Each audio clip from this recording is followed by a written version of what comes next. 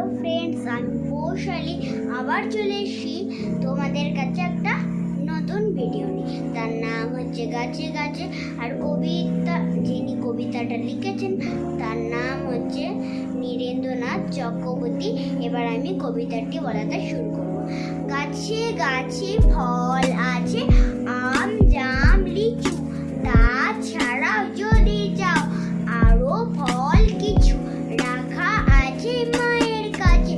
ফুল bell তাল নাশপাতি জামরুল কলা ও কাঁঠাল। ফ্রেন্ডস, আমি আবার চলে আসছি, আবার দেখা হবে পরের ভিডিওতে। তো